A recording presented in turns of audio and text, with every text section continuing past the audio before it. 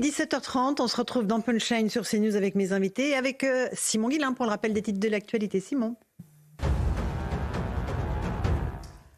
Carla Bruni, convoquée devant la justice pour une éventuelle mise en examen ce mardi, l'épouse de Nicolas Sarkozy sera interrogée par un juge d'instruction financier dans le cadre de l'affaire Zetakedine. L'homme d'affaires avait accusé l'ancien président d'avoir financé sa campagne présidentielle de 2007 avec des fonds libyens avant de se rétracter il y a 4 ans. Avec 4 ans de retard, la fusée Ariane 6 doit s'élever pour la première fois au-dessus de la jungle guyanaise, portant avec elle les espoirs de l'Europe de retrouver un accès autonome à l'espace. Et son décollage est prévu à 18h. Et puis la pression monte bien sûr à quelques heures maintenant de la demi-finale de l'Euro entre la France et l'Espagne. Le coup d'envoi sera donné ce soir à 21h à l'Allianz Arena de Munich. Alors la dernière fois que les deux équipes se sont affrontées lors d'un Euro de football, c'était il y a 12 ans et l'Espagne l'avait emporté 2-0. Mais Laurence, on y croit cette année, allez les Bleus. Mais je veux absolument Simon Guillain, mais là vraiment je suis 100% d'accord avec vous. Regardez, on est bleu, blanc, rouge. Là, il nous faut juste les petites peintures de guerre sur le visage. Michel Picon, on est avec vous, président de l'Union des entreprises de proximité. Il y a des vraies inquiétudes de la part des chefs d'entreprise sur le programme du nouveau Front populaire. C'est bien ça ? Bien sûr. Ouais, alors, on va juste regarder un petit sujet, si vous voulez bien, et après, fait par Marie-Liesse Chevalier sur les patrons, et après vous me direz ce que vous redoutez le plus dans ce programme. Marie-Liesse, d'abord. Une situation politique et économique instable qui inquiète les petites et moyennes entreprises. Au lendemain du second tour des élections législatives où aucun groupe politique n'a obtenu de majorité, le programme de la coalition de gauche arrivé en tête propose une augmentation du SMIC à 1 600 €, une mesure nécessaire selon Manuel Bompard. On a besoin d'augmenter le SMIC et il faut que tout le monde comprenne qu'aujourd'hui à peu près 50% du PIB du pays est relié à la consommation populaire. Or si vous augmentez le SMIC, c'est-à-dire vous allez augmenter les salaires de gens qui ont peu aujourd'hui et donc c'est de l'argent qui va tourner dans l'économie réelle. Une proposition utopique pour les patrons des petites entreprises qui fragiliserait l'économie du pays. Nous, effectivement, on embauche beaucoup plus cher aujourd'hui, mais on ne peut pas embaucher plus et payer plus si on n'a pas derrière de revenus supplémentaires. Et bien entendu, le programme qui a été annoncé, qui vise à augmenter un certain nombre de coûts des entreprises, va forcément aussi augmenter les charges qui payent sur l'entreprise. Et donc, nous ne permettrons pas de donner des salaires plus importants à ceux que nous donnons déjà, qui sont plus importants à ceux que nous donnions il y a 24 ou 36 mois. Sans majorité absolue, le nouveau Front populaire aura pour l'instant du mal à imposer sa réforme. Impossible. Michel Picon, quelle est votre inquiétude, vous ? C'est le SMIC à 1 600 €? Oui, le SMIC à 1 600 € est une inquiétude, elle vient d'être exprimée, mais ce n'est pas que le SMIC. Ce qu'il faut bien comprendre, c'est que dans une entreprise, dans les petites entreprises, notamment celles que je représente ce soir, c'est 2 700 000 entreprises qui, pour la majorité d'entre elles, ont moins de 10 salariés. Quand vous touchez au SMIC, c'est-à-dire que le niveau le plus bas, vous le remontez à 200 € de plus. Si vous ne bougez pas les niveaux qui sont au-delà, vous avez la pagaille dans l'entreprise. Les 3 qui sont au niveau 3, au niveau 4, ils vous disent « mais moi, demain, j'encadre le chantier, c'est quand vous n'êtes pas là, le patron, c'est moi qui organise ». Et là, vous êtes en train de me dire que donc c'est 14% de plus sur l'ensemble de la masse salariale. Et ça, c'est une casse terrible dans les petites entreprises dont tout le monde va se mordre les doigts. Ça veut dire concrètement qu'il y aura des entreprises qui mettent la clé sous la porte ? Complètement. 84% des entreprises aujourd'hui qui déposent leur bilan ou qui sont en redressement, mais la plupart du temps, c'est direct une liquidation, sont des petites TPE de moins de 10 salariés. Quand vous déposez votre bilan, c'est que vous n'avez plus d'argent pour payer vous augmentez de 14% votre masse salariale, vous êtes par terre. Donc au final, et d'ailleurs, c'est tout ça l'hypocrisie, enfin, je viens de regarder avec vous des images, mais pardon de le dire ainsi, mais c'est un cirque innommable par rapport aux attentes des Français, et particulièrement en ce qui me concerne, des attentes des petites entreprises. On a envie d'avoir des gens responsables, qui arrêtent de s'étrier là pour avoir des postes ou autres. On a d'autres besoins. 3 000 milliards de dettes dans ce pays, un déficit chronique, il n'y a plus d'argent nulle part et on est en train d'amuser la galerie là avec des mesures qui ne tiendront pas la route. Et pour répondre plus précisément à votre question de SMIC qui augmenterait de 14%, c'est ça. Même ceux qui ont cette idée, ils n'y croient pas. Ah bon? Puisque dans le même temps, non, on a reçu ces candidats. Vous les avez reçus à la Oui, France nous les Insoumise? avons reçus avec Patrick Martin du MEDEF, Oui. François Asselin de la CPME et moi-même, nous les avons reçus tous les trois. Et qu'est-ce qu'ils nous ont dit? Mais on sait bien que les petites entreprises, vous n'allez pas pouvoir supporter ça. Donc on va mettre en place un fonds de quoi? Un fonds d'argent public. Oui. Et puis pour ceux qui quand même pourraient faire un petit effort mais ils pourront pas faire tout de suite, on va mettre en place des prêts à taux zéro.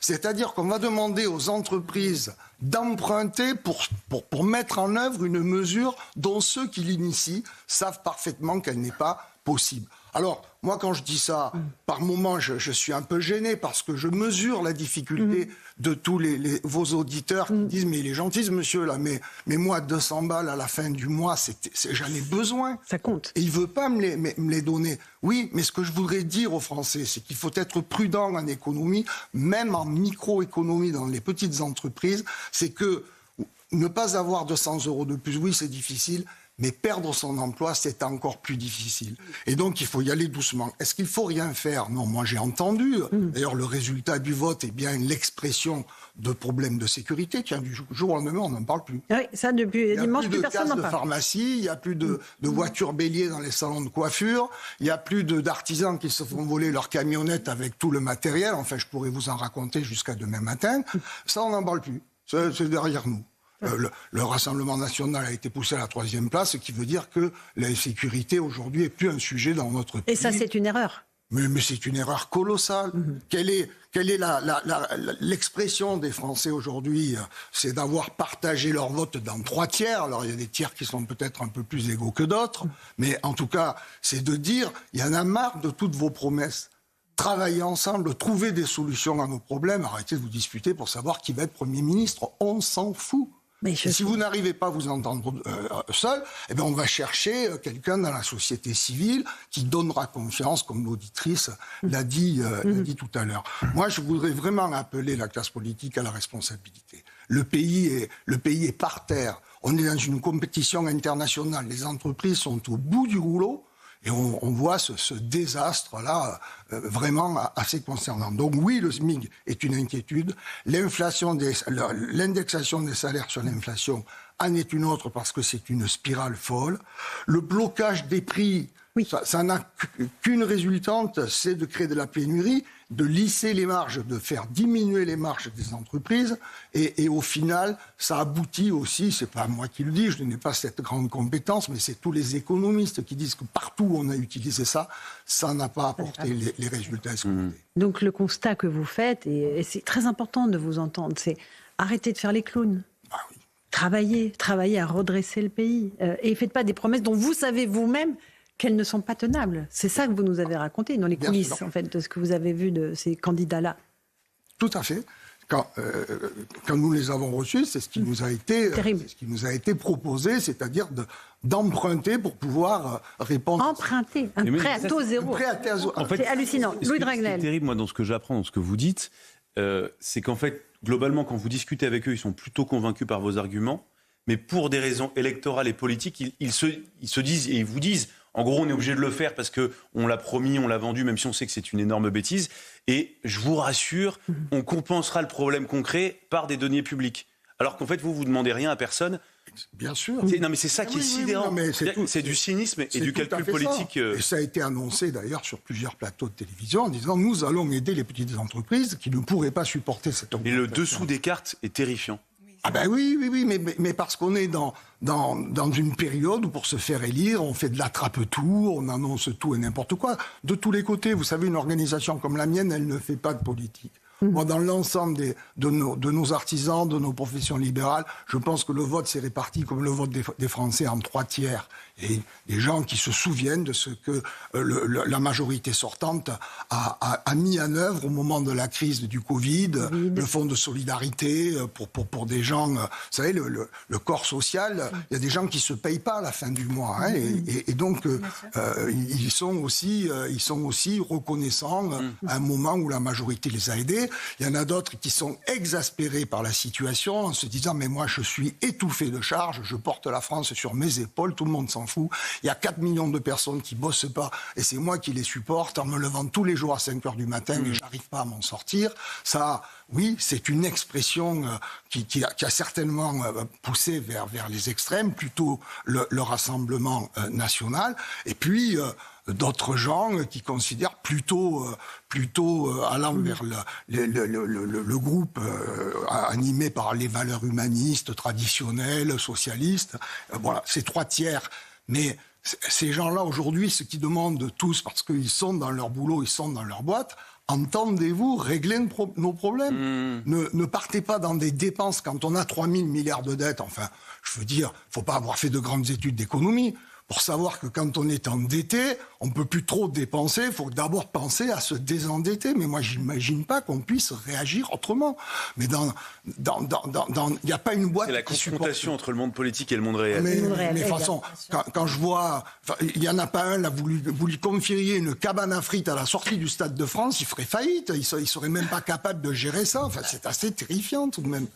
Rachel. C'est intéressant parce que finalement, vous nous dites que dans les programmes, en creux, on proposait de créer de l'endettement par rapport aux entreprises. Et en fait, ça m'a fait penser aussi à l'endettement intellectuel par rapport à ces valeurs, dans le sens trésor, en fait, qu'est la République pour les entreprises. Parce qu'en fond, les petites sociétés, c'est notre société à petite échelle. Est-ce que vous avez senti dans vos sociétés des dogmes, justement, des replis identitaires, l'impossibilité, finalement, de travailler ensemble? Est-ce que ça arrive jusque dans les entreprises?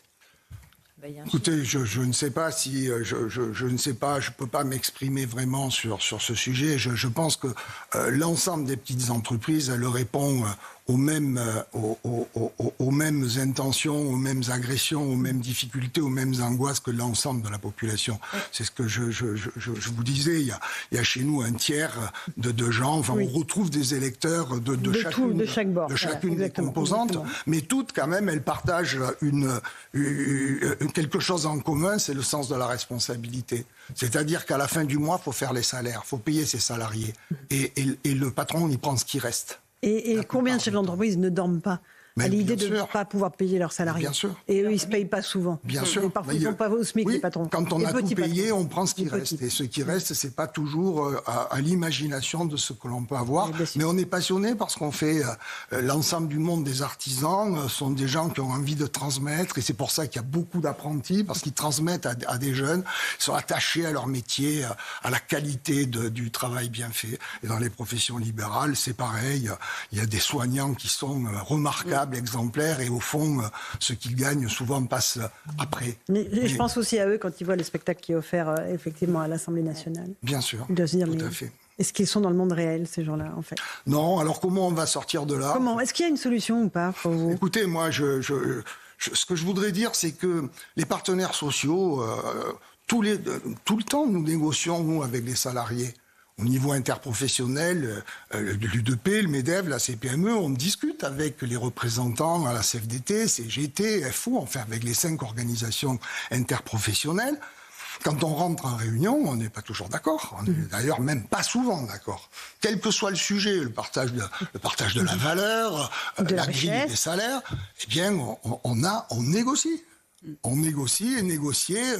D'ailleurs, le Parlement, ça s'appelle parlementer. Ben, on parlemente et on essaie de trouver. Mais si personne ne veut faire un pas vers l'autre, on n'en sortira pas.